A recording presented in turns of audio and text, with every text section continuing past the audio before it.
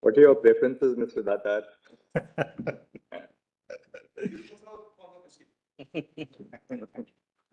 If I made a colorful chart also to show Milord how it is made. Milord, now, since I've got an hour and little bit to go, Milord, basically we have to decide whether synthetics of 1990 deserves to be overruled. And we have to answer those 6 questions which are raised in the referral order. Fortunately for us, Milord, the Law Commission went into this aspect in 1998. And they said that synthetics has created a lot of confusion, exact word they use. And they recommend that the IDR Act be amended and entry 26 be changed. That was done with retrospective effect from 1953 or 56. So the amendment to the IDR Act completely changes the complexion of the whole situation. So first submission is correctness of synthetics, then the Law Commission report and the amendment, that's the second one. Thirdly, Milord, I will just supplement on entry 8, the importance of entry 8, and the question of what is the interplay of Article 246, 246.3, and one should not forget 254.1, not 254.2, 254.1.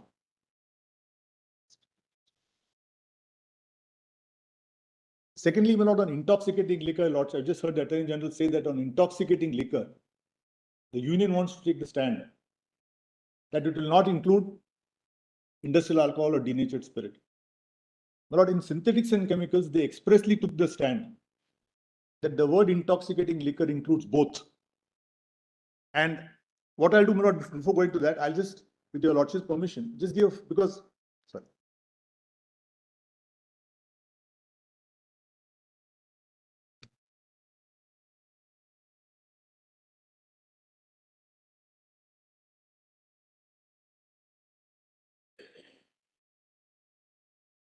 And they expressly say Balsara should not be reversed after 38 years. That's the stand they took in synthetics. Para 41.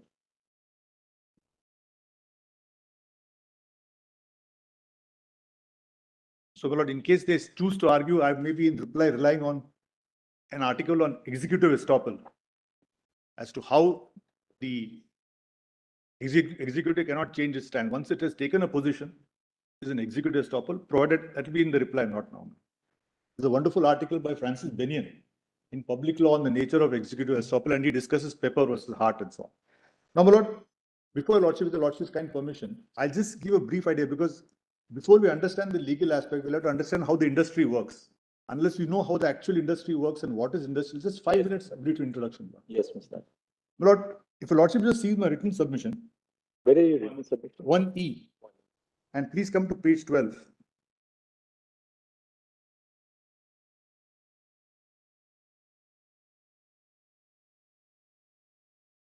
Page 12. PDF 13.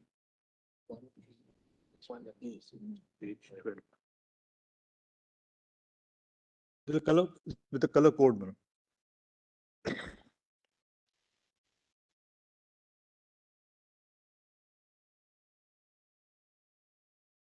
Lordship has got it. All your Lordships have got it. I'll just wait. Now, while it is being searched, as your Lordship rightly put it, the universe of regulation is entirely with the states. The split takes place at the time of removal, as Justice Jeevan Reddy notes in the Law Commission. When you split, if you're going for industrial, you pay excise duty. If you're going for IMFL, you pay state excise duty.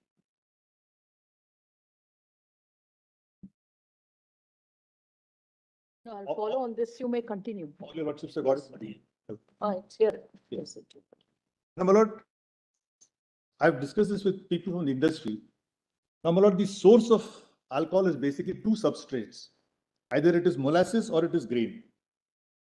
Now, my Lord, molasses and grain are subject to fermentation, adding yeast and so on. And there used to be what is called primary distillation, which results in rectified spirit or RS. Rectified spirit is about, can be 80-90% alcohol. From rectified spirit, there is a secondary distillation, which results in ENA, extra neutral alcohol, which is, your Lordship sees, it comes to ENA. If the same secondary distillation is from grain, it is called GNS, grain neutral spirit. It's called neutral because it is most of the impurities have been removed. And ethyl alcohol can go up to 99%, but the industry tells me that the cost of taking it from 95 to 99 is very huge and the benefits are not much. So typically they use 95% of ENA. So if I start a distillery and I get a state license, I will either get my substrate from molasses or from grain. I will make rectified spirit. And now I'm told in the modern days with technology, you go straight from substrate to ENA. You bypass the rectified spirit stage, you straight away go to ENA.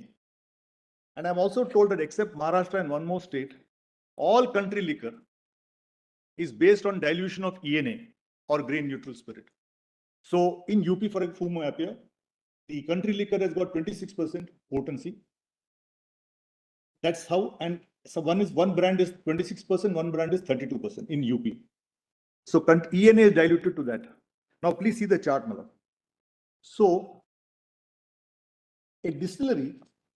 Your chart doesn't have rectified spirit in it. No, actually, between molasses and ENA, it should be rectified spirit. This is the modern technology. I'm told that in most cases now they go straight to ENA. Oh, I see.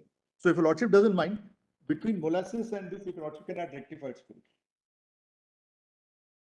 Now, my lord, once I get extra neutral alcohol, 95% of the output goes to manufacture of liquor, IMFL or country liquor. A smaller percentage can be used in various industries, paints, varnishes, perfumes, and so on. Now, when I get a license to make extra neutral alcohol.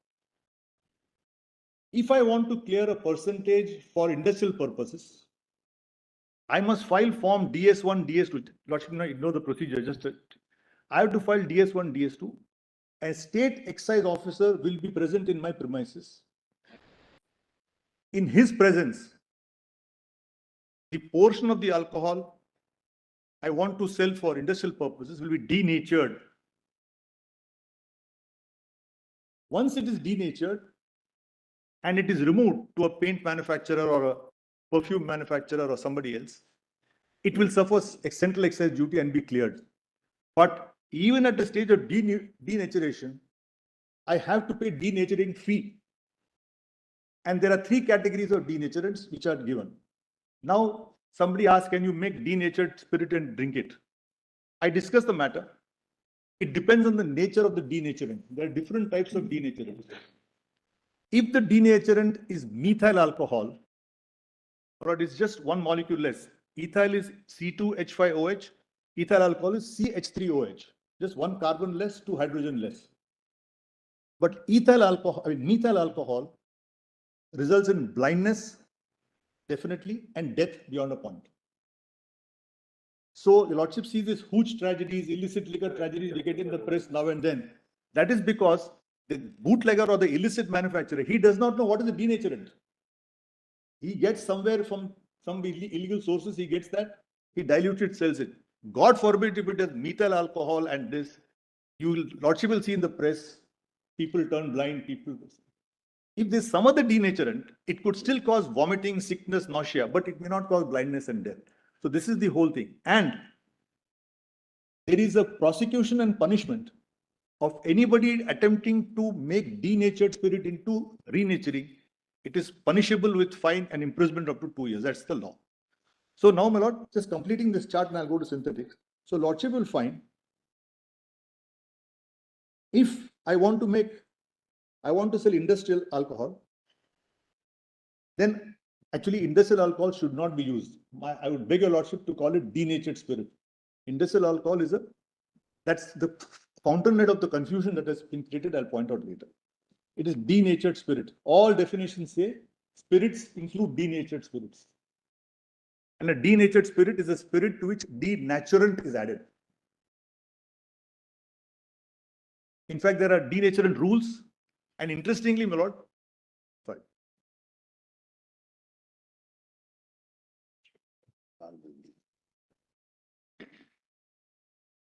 The argument is quite high.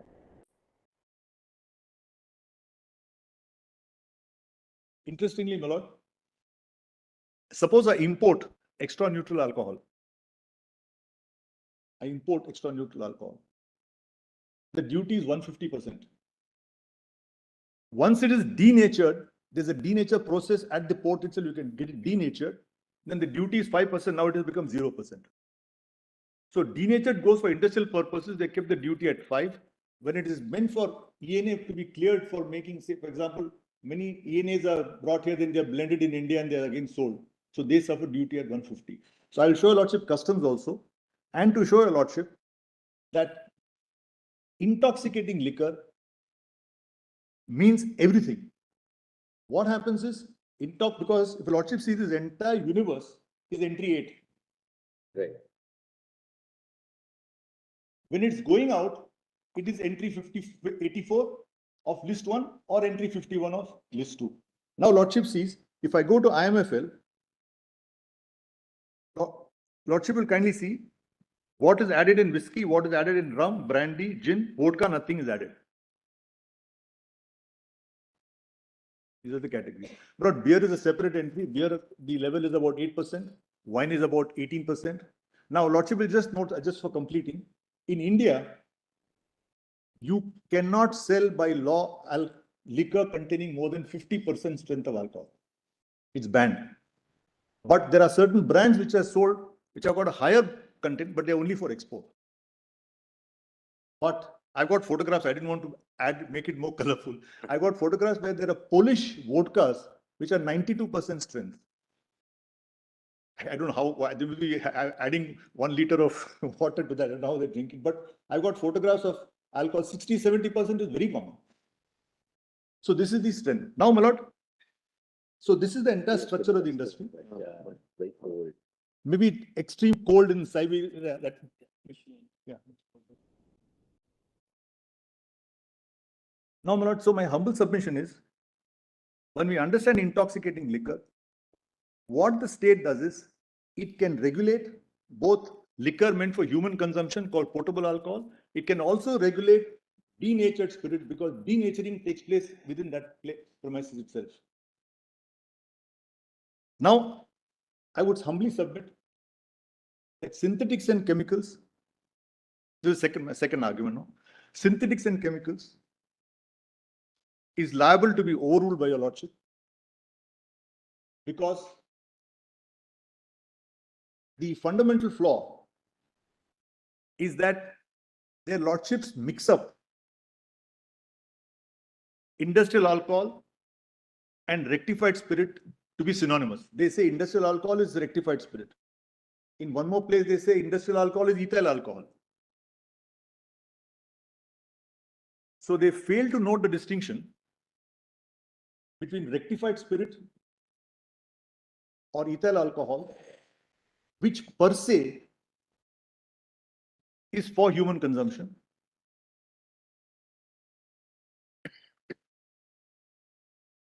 Secondly, my lord, as Justice Jeevan Reddy also notes from the Law Commission, and your lordship also pointed out, there is no word of industrial alcohol anywhere.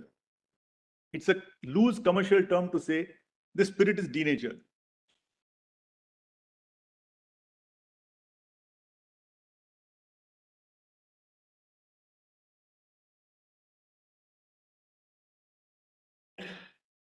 The second error, my lord, which synthetics and chemicals makes,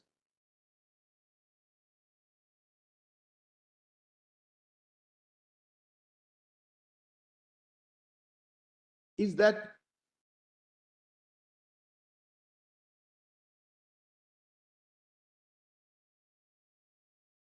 they read the entry 51, which uses the phrase alcoholic liquor for human consumption, mistakenly as alcoholic liquor fit for human consumption. There's a world of a difference.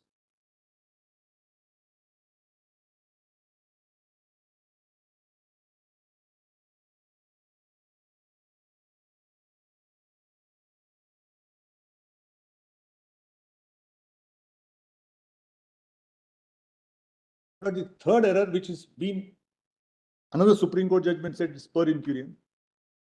Synthetics goes and says that states can't even levy sales tax. And that was held to be per incurium in 1991 4 SCC 139, but Lordship need not trouble yourself with that now. The sales tax is not an issue.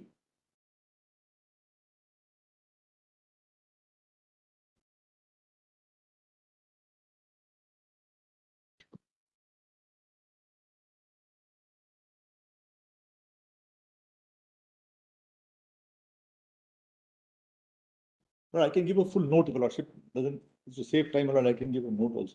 Yes, sure. I'll give a full note.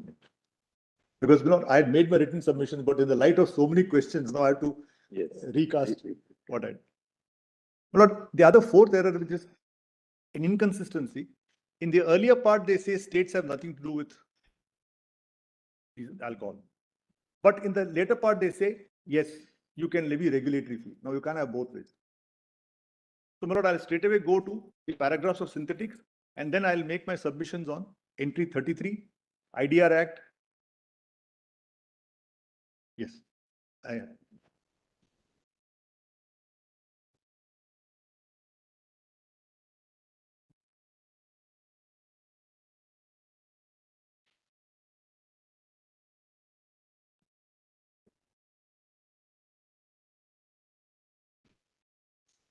Volume 13.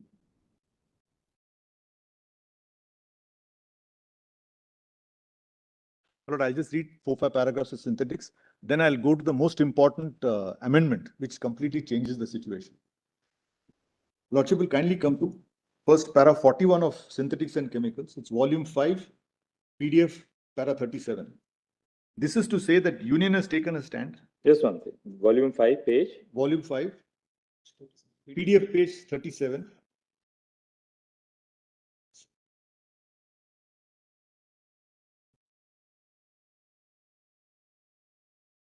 The judgment starts from PDF page 9. Page 29, 37, 29.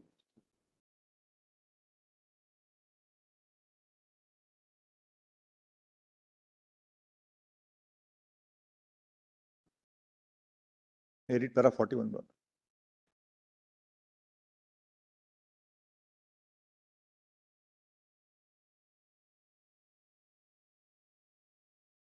Para 41.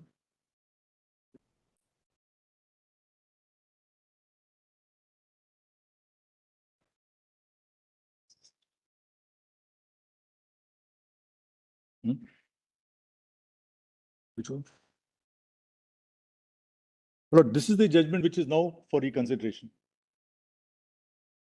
Please see para 41. The only question which has to be determined is whether intoxicating liquor in entry 8 in list 2 is confined to potable liquor or includes all liquors. According to the Union of India, in view of the difference of language in entry 8 and entry 51 of list 2, it is reasonably possible to take the view that intoxicating liquors include both liquors. They took this stand before the 7 judges. Now, please see further. It was submitted by the Union of India that there are no grounds for overruling Balsara case decided in 1951 after 38 years, particularly when it has been followed and applied in later decisions.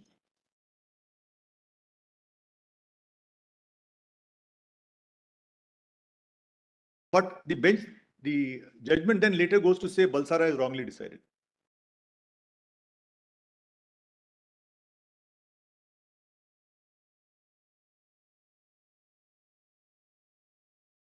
Yes. Now, my lord, just see below that there's no placetum here. Lordship will see it was submitted in India Mica and Micanite case, where Lordship saw, my lord, they held India Mica. They said the word intoxicating liquor will include denatured spirit, but they said you only can levy fee. Excise duty goes to the center. You can levy regulatory fee, and they remanded the matter for reconsideration. Now, Lordship will kindly see. They notice India Mica. Now come to para 86D, which will be at page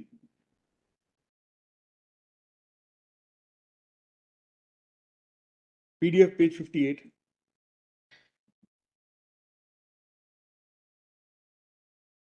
para 86D.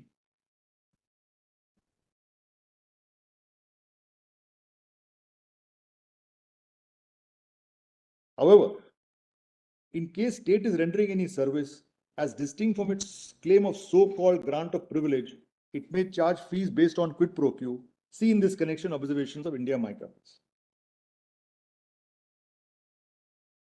And Lordship will kindly see, para 86, the position with regard to control of alcohol industry has undergone material significant change. After the amendment, the state is left with the following powers in respect of alcohol. Now, what alcohol are we meaning? So, my humble submission is, the union has taken a categorical stand that entry 8 includes both. Palsara was right, and this 7-judge bench notices India Mica, but says that yes, part of it is correct. Now, what are the errors in the judgment? I'll just point out the errors. Now, please come to para 74.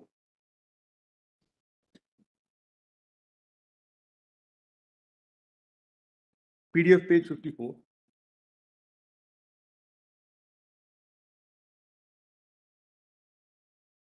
Para 74. May I read? Have all your lordships got it? Para 74. Yes. My Lord Justice Masi has got it. Para 74. Para 74. It's there in the display. It has to be borne in mind that by common standards, now this is the, if I may say so, the main error which completely,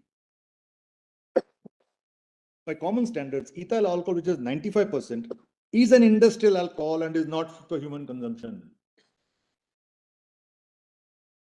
The petitioners and appellants are manufacturing ethyl alcohol, also known as rectified spirit, which is an industrial alcohol. I would humbly request your lordship to hold that this observation is incorrect. Observation that Rectified spirit or ethyl alcohol, after undergoing denaturation, then becomes industrial alcohol. This is an anterior stage. It has to be denatured under the denatured rules on payment or denaturing fees, and then becomes industrial alcohol or technically industrial spirit.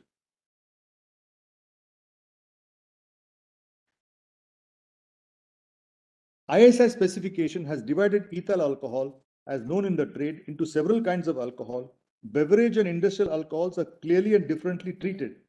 Rectified spirit for industrial purposes is defined as spirit purified by distillation having a strength not less than 95% volume. Again, this is wrong. Rectified spirit per se has no purpose. Rectified spirit after denaturation becomes unfit for human consumption. That's all. Then please see further. Dictionaries and technical books also show that rectified spirit is an industrial alcohol and is not potable as such. Again, completely wrong. It appears therefore that industrial alcohol, which is ethyl alcohol, by itself is not only non-potable but is highly toxic.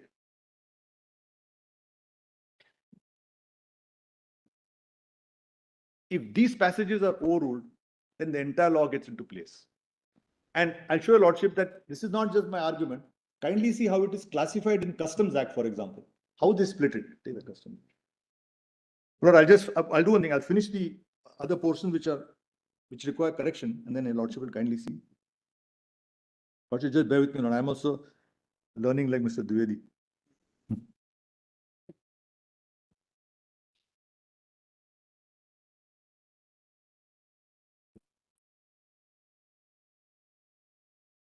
Come to para 52, Maro.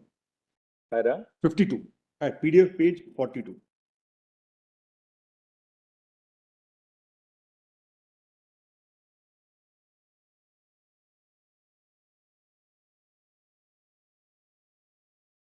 May I read me? I'll just please come 7-8 down lines down the line. The industry needs potable alcohol. Lordship is no, no? Yes. The industry needs potable alcohol and denaturants are not required by it. Rather, some of them are avoided according to state of it. No, this is just the reverse. Industry doesn't want potable alcohol. Industry wants denatured spirit. Human beings want potable alcohol. Then please see further. The industry needs potable alcohol and the denaturants are not required by it. Rather, some of them are avoided according to the state of UP. In particular industry, they hamper the manufacture of final product. Denatured spirit or industrial alcohol is basically potable alcohol.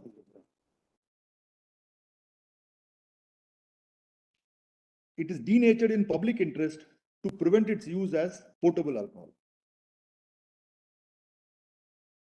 Then please come to para 54.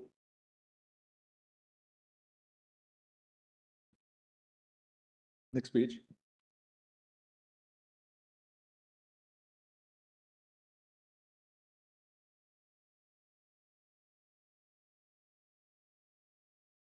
Para 54. We have no doubt that the framers of the Constitution, when they used the expression alcoholic liquor for human consumption, they meant at that time, and still, the expression means that liquor which, as it is consumable in the sense capable of being taken by human beings as such as beverage for drinks, which is not correct. If a lordship goes back to my chart at page 12, there are many companies, basically not sugar industry, they have molasses. So from molasses, they make ENA. And that ENA is then sold to, say, XYZ companies which make different kinds of products. So what happens is, ENA from the sugar factory or the sugar industry is potable alcohol. It may not be fit for consuming as it is, but it is alcoholic liquor for human consumption, and we pay excise duty on that. And to make the technical point very clear, what happens in UP is, when we clear it to a distillery within UP, the duty is paid at the IMFL stage. It is moved in bond. The entire movement is controlled by the state. And then depending on what you buy and the selling price, they levy the excise duty.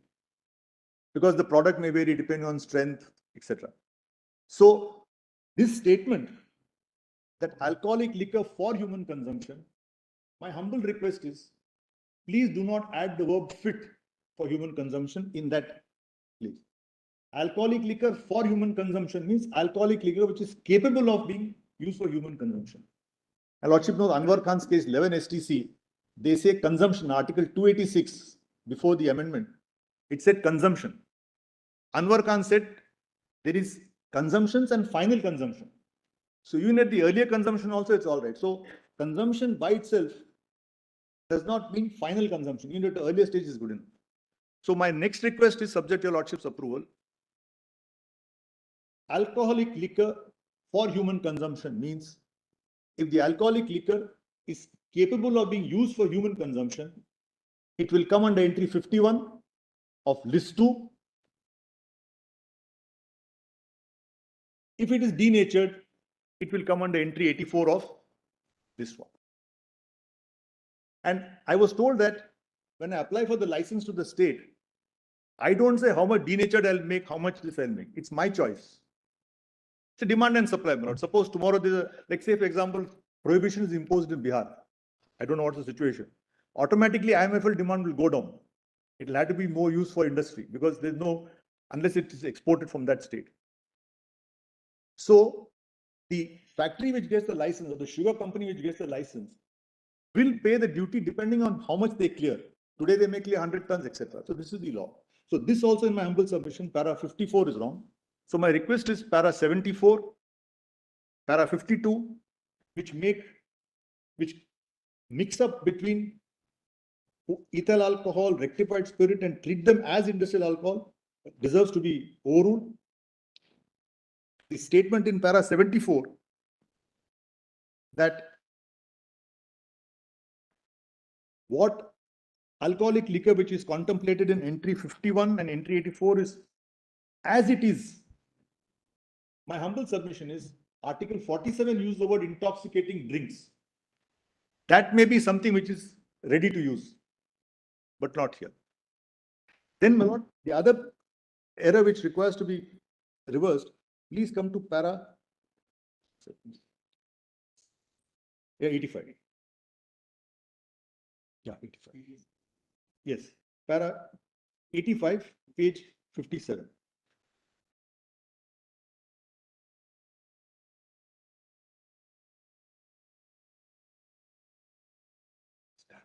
I showed it. Para 85, my lord. Page. Page, sorry, 57. Para 85.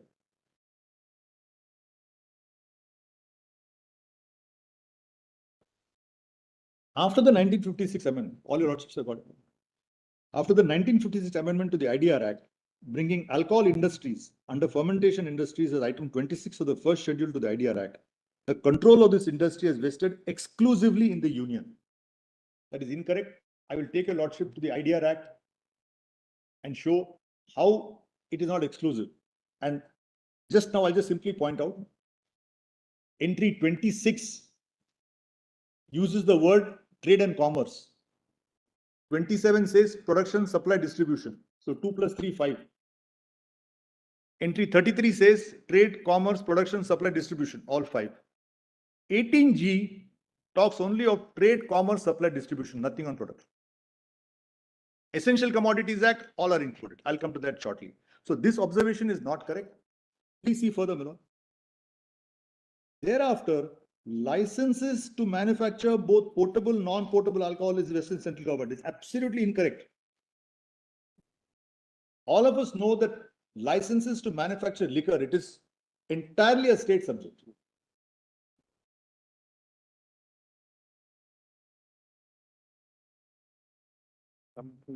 Distilleries are manufacturing.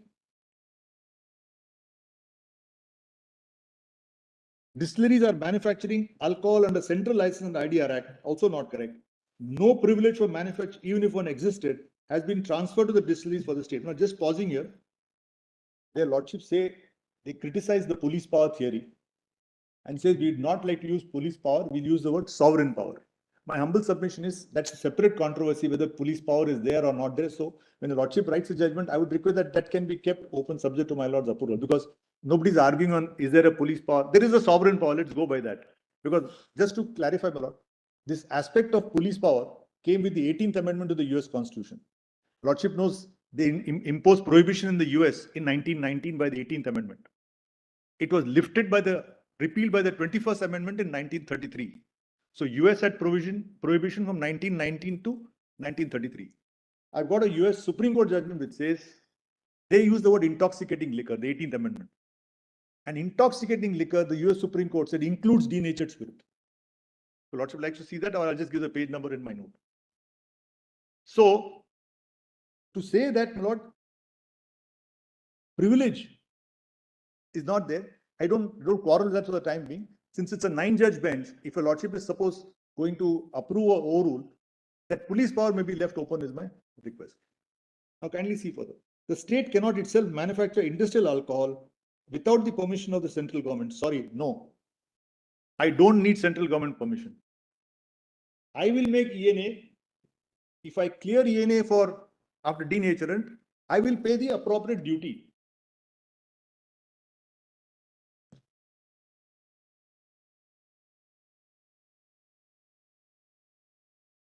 The states cannot claim a right they do not possess, nor can the states claim exclusive right to produce and manufacture industrial alcohol, which are manufactured under the grant of license for central government. But I could be wrong, but what research I did was there is no industrial licensing for any industrial alcohol. Only one thing I am told now, this popularity of ethanol being used as additive to fuel. So there are plants which are doing only denatured. I mean, they don't make potable. They make complete ethanol based on a formula, which is then added to petrol or so and so, so and so. That's a different aspect. But to say that industrial alcohol is manufactured under grant of license is technically incorrect, because industrial alcohol is never manufactured. What is manufactured is ENA. ENA is adulterated or denatured. It remains an alcohol, but it's an alcohol which can't be used by human beings. So there is no question of manufacturing industrial alcohol. You manufacture only ENA. Then there's a fork in the road. The license is obtained to manufacture one basic item, ENA, and then you convert it subject to demand. Yes. And depending upon that, whatever the implications of regulations, etc. As my Lord the Chief Justice said, then the tax part comes in. Tax part comes in. Yes. Could be central excise or it could be state. Yes. But then This is something very straightforward confusion. I am just wondering, these 7 judges, they had no Polish roots. You said they drink very potent liquor in Poland. Because they, I think, were influenced by, 97% alcohol and heady argument. Or perhaps the lawyer didn't consume enough.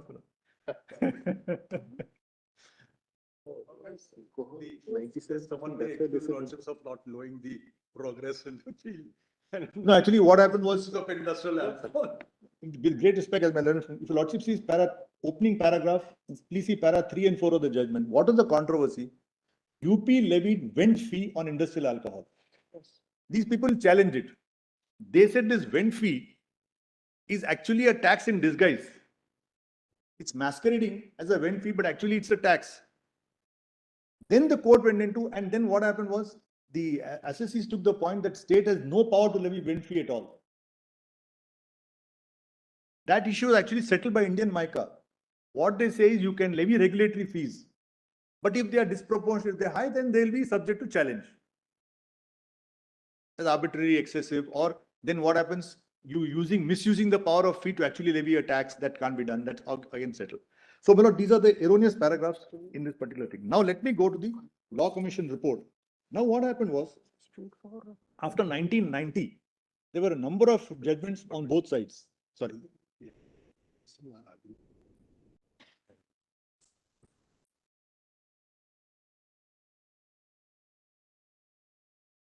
We are both for UP. So we are basing our power to levy fees on the sovereign power on this constitutional provision. We are not claiming privilege and so on, which is a different subject altogether. Yes, right. Yes. In fact, this is Venkatramayar in CSS Transport, which is quoted with glowing tributes later by this is B.K. Mukherjee. He says that privilege is basically a royal prerogative. And if your lordship asks me frankly, in a Republican constitution, privilege may be an anachronism. We are all citizens.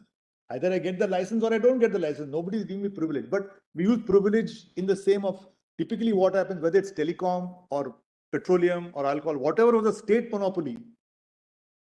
They say state is allowing you to make, therefore state is parting with the privilege. But I don't want to waste time on that. No? Lordship will now come to. No.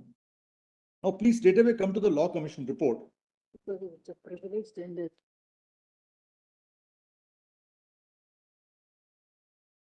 Which volume? Yes, which is volume 4, 4A, page 559.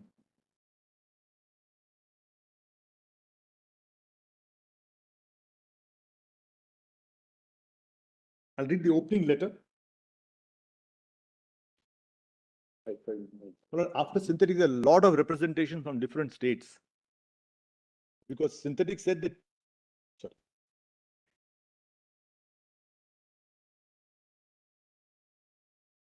Yes, 559.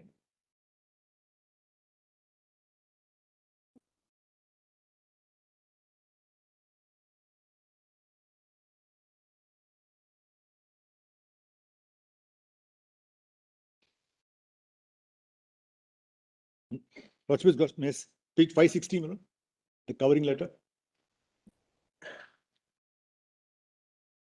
I read. Para 2, The subject was taken up by the Law Commission on its own. The need for taking up the subject is on account of the emergence of several practical problems as a sequel to the decision of the Constitution Bench of the Supreme Court in the case of synthetics and chemicals and others versus so and so. The import of the said synthetics has caused inconsistency in later Supreme Court decision discussed in Chapter 2 of the report. The report seeks to do away with the doubts so that the conflicts in discharge of functions, etc. Not my humble submission is that I need not go into the decisions both for and all because your lordships are untrammeled by precedents. So we can straight away decide on first principles. But this is the reason why the Law Commission took it up. Now just please come to page 572, which is PDF page, same thing. Paragraph. Almost every state, I see, almost every state has an excise law in force. some of them enacted prior to the commencement of the Constitution, governing the manufacture, distribution, sale, and possession of liquor. The definition of liquor in these enactments made no distinction between liquor used for human consumption and liquor used for other purposes. These acts purported to regulate all liquors. The excise duty on the manufacture of liquor was collected by the state governments, which also closely regulated and controlled the manufacture, possession, and transfer of these liquors. As a fact, and speaking generally, the union had no say in the matter. Now, Lordship will come to page 580. At same PDF page. 2.2.1, nature of problem created pursuant to so-and-so. The decision of the Constitution Bench created several practical problems, as explained in the later decisions of the Supreme Court to be referred to presently. There is no such thing as industrial alcohol. What is manufactured is alcohol, namely of 95% above purity, which it appears is known as ethyl alcohol and also as rectified spirit. This rectified spirit can be used for both industrial and non-industrial purposes. And then his lordship gives the example of excise, where the taxable event is manufacture, but the collection is the time of removal.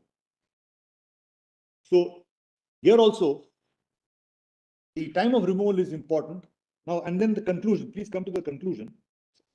So the report is accepted. What's the conclusion page? Sorry, 1 minute, Lord, I didn't make a note. Yes, now page 595.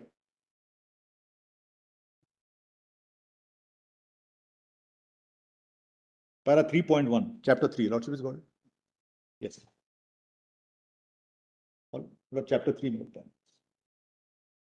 Having observed in the preceding chapter the apparent conflict in the Supreme Court decisions on the import of the important subject relating to item 26 of the first schedule, it is quite, spelling mistake, it is quite essential to do away with the doubts as early as possible so that conflicts and discharge of functions of the central and state governments are reconciled as held in Murari so-and-so. Before embarking upon the effect to seek a solution, it's pertinent to refer to the argument. Well, then he refers to Bihar Distillery, which actually was judgment by Jeevan Reddy himself. Now, Lordship will kindly see paragraph 599, considerations of the problem and recommendations. I'm not going into it because ultimately the government accepted this report. Yes. Now, please come to 602.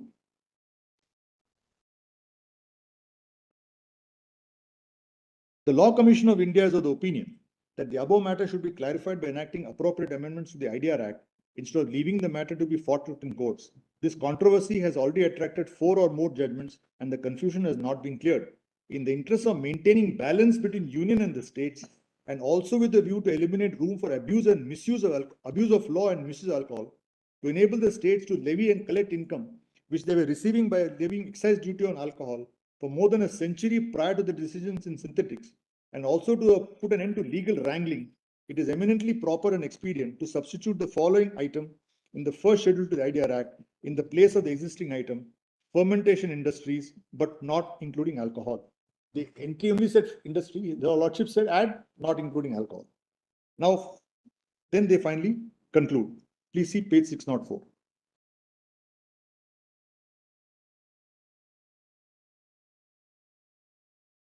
The Law Commission recommends substituting item 26 in the first schedule, fermentation industries, but not including alcohol.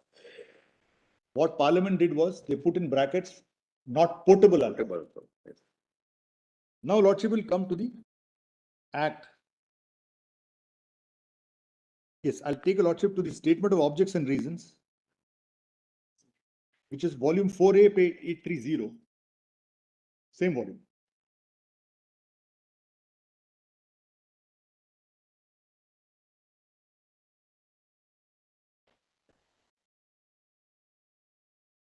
What page is it? Volume? 830, my apologies. In that same Same.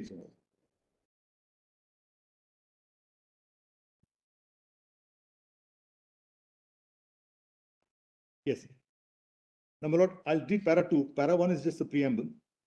May I read, my lord? All of your lordships.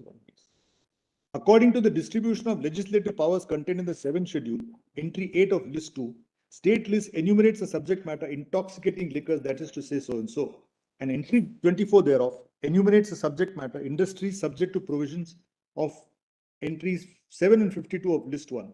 While entry 7 of list 1, union list, provides for subject matter industries declared by Parliament to be necessary for defense. Entry 52 thereof provides industries, the control of which by the union is declared by Parliament by law extending public interest. Thus, the authority to regulate the subject matter intoxicating liquors appears to vest in both union and state. This has resulted in prolonged litigation. But I'll show how that is not correct, but for the time being, yes. The Supreme Court in the case of Bihar distilleries has held that in the interest of proper delineation of the spheres of the union and the states, the line of demarcation should be drawn at the stage of clearance or removal express. That's most important. The demarcation, the division, the split should be drawn at the stage of clearance or removal of the rectified spirit. Where the removal or clearance is for industrial purposes other than manufacture of potable liquor, the levy of duties of excise and all other control shall be with the union, and where the removal or clearance is for obtaining manufacture of potable liquor, the levy of duties of excise and all other control shall be with the state. I will explain that this control doesn't mean regulatory control, it's only control by taxation. Please see further. In the backdrop of the our judgment of Supreme Court, the Law Commission India has recommended in its 158th report that heading 26 of the first schedule to the Act be substituted as fermentation industries but not including alcohol. The recommendation of the Law Commission was examined in depth by the government. It's very important.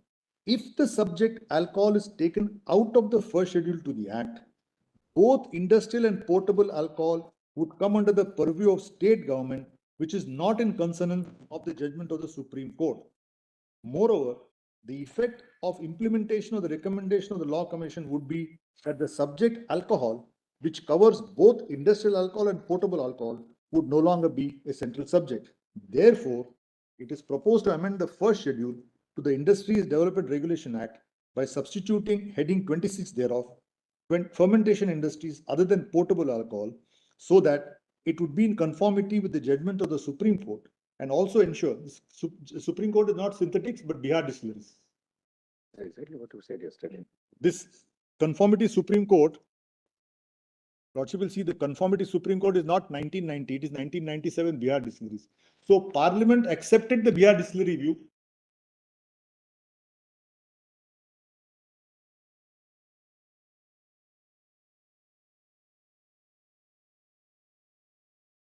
Yes.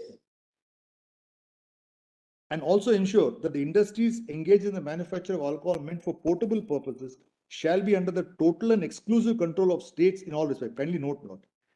And ensure that industries engaged in the manufacture of alcohol meant for potable purposes shall be under the total and exclusive control of state in all respects. And that, Lordship, see my chart, the figure I gave at page 12. If I make ENA, till the stage of removal, everything is with the state. Removal, tax, that's all. Two different taxes. The central government would continue to be responsible for formulating policy and regulating foreign collaboration, foreign direct investment, so and so, for all products of fermentation industries, including industrial alcohol and portable alcohol. So, my lord, for formulating policy, foreign collaborations, etc., it will be central. Now, kindly see the amendment. The actual amendment, Lordship will kindly come to page, the actual act. It's at volume 4, page 601. Page? Volume 4, page 601.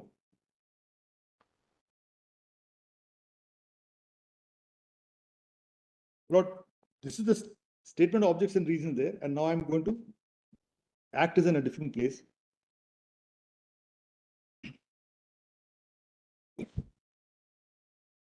Please see clause section 3 of the Act. Lordship will kindly see it as Act was received presidential assent on 14th May, and kindly come to 3 first, then I'll come to 2. Lordship has got 3. The 2 is a validation clause. Come to 3, please.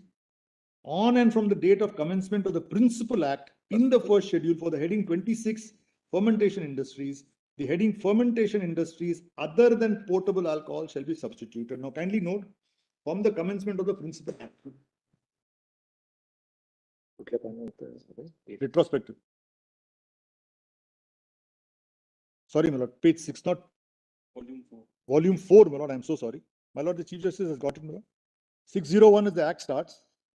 Lordship will note presidential assent is on 14th May. And kindly come to section 3 first. I'll come to 2 later, which is the savings clause.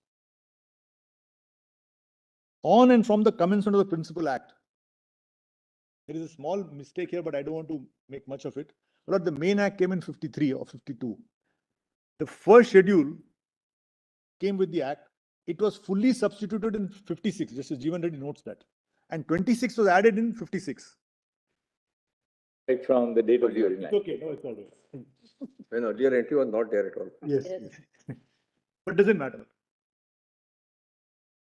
The minimus non curat lex, as they say. That's right. Bother with trifles. But deemed entry. Huh? Deemed entry into the schedule. I don't know if this got alcoholic effect or not, but that is. Just to see, you see, my device, it just fell off. And I said, so much alcohol there, I think there's a physical effect. One thing a lot will agree, my lord, this is much better than mines and minerals.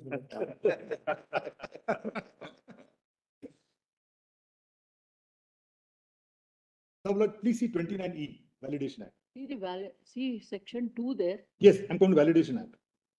Now, if they make it retrospective, then what happens to everything? Yes. So they say, save it, don't disturb it. That's all they say. If the Lordship wants me to read, I'll read it.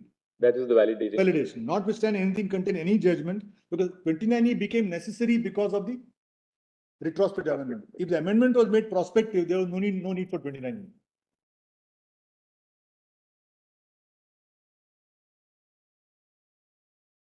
Yes.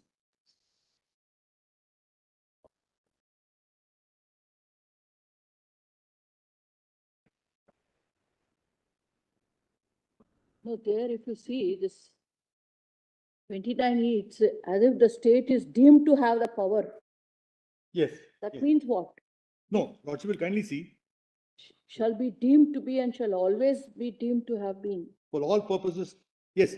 What happens is many acts have been done after synthetics and chemicals. Number of judgments came. Now, different states have taken different views. Madras High Court has got one view. Another High Court has taken. Allahabad has taken a different view. Now, if you're going to have a retrospective amendment, you'll be completely opening up everything. Therefore, it did not have the power, but they exercised that power. Now it is being validated. Yes. Yes. By making this amendment. Well, I'll put it in a general way. Whether you had the power or not, whatever you have done is saved. Is now saved. Yes. Whatever is done by central and state both. And both Both. has been saved. But same thing in the Vodafone amendment, when they made it retrospective, they had to issue a circular saying all closed assessments will not be reopened. Right. No, but Otherwise, it comes becomes to state difficult. government now. The amendment. Now, Lord, with this, Lord, I'll now go to the constitutional provisions. Please see entry 33 of list 3. Sorry. Lord, I've just got only 2 points, so I will not take much time. What is the scope of the entries in addition to what my learned colleague has said? What is the effect of this amendment now? The effect of this amendment now is this. From the beginning, the control of the states on the manufacture of potable alcohol is absolute. If that is correct, they unfortunately use the word potable alcohol. So they want to say that suppose there is an industry which is making alcohol which is not potable. For example, you can have butyl alcohol, you can have isopropyl alcohol, the different alcohols. The intoxicating liquors are those which have ethyl alcohol, basically, primarily. Because methyl, you go blind. So it may intoxicate you, but it will be fatal. So what they say is, suppose there's a fermentation industry. I get a license to make only an alcohol which is not potable. Then I will come under the first schedule. But if I got a license like most sugar industries or in those states where there is no sugar, they have grain. So I'm told they buy it in bulk from Food Corporation of India and that grain is fermented. That will be completely coming under state control. And there, the only role of the central government will be to collect central excise duty when it is cleared from my factory. So if this factory gate is there, what goes for IMFL will be state excise, what goes for industrial will be central excise, as my Lord the Chief responded. Now I come to, I've got to only do two things, explain my own submission on entry 8 and on the provisions of IDR Act, and I have done, madam. Now please come to, before coming to entry 8, I think your Lordship will come to entry 8, doesn't matter. Please come to entry 8. It has already been explained, it's not been made subject to, it's a complete standalone provision and so on. Then,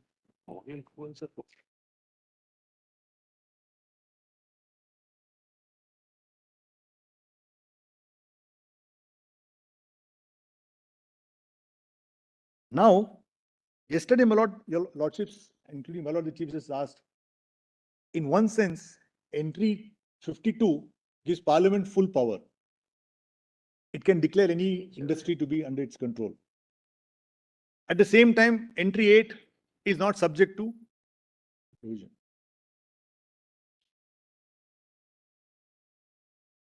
The interplay of this entry has been explained in SIEL case by Justice Sujata Manohar. I'll come to that after lunch. But Lordship will kindly take on a first principle reading. My humble submission is, entry 8, Lordship will kindly see, intoxicating liquors, that is to say. Now, in the list 2, this that is to say is used 4-5 times. And my humble submission is, when they say that is to say, It's exhaustive. exhaustive. And as the Lordship pointed out yesterday, it's production to sale. That is from the raw material to the factory. It leaves the factory. And purchase and sale can also mean second sale. They can control second sales, first sales. It not only B2B, can be B2C also.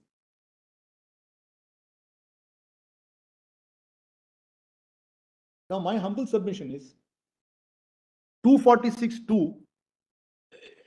I'm going to just make submission on 246.2, 246.3, and 254. Because, sorry, Lord, one must make a clear distinction between what is competence and what is repugnance. A law can be made by Parliament under list 1 on a subject matter. The same can also be made by the state under list 2. For example, banking, list 1. Money lending, debt relief, list 2. So regulating interest or banning higher interests can be a state law, can be a central law. How do you decide? Now, there could be a law which Parliament is competent to make. There could be a law which state is competent to make, like interest. Then which will prevail? There my submission is, if both the laws are, first test which is decided is on competence. This law is made by a state legislature. Is it competent to make it? We have to decide that. Once it is competent, then go to Parliament. Parliament has made a law. How do you decide the repugnance? Please see 254.1. I'll first say, take 246.2 and 3, then I'll come to 254.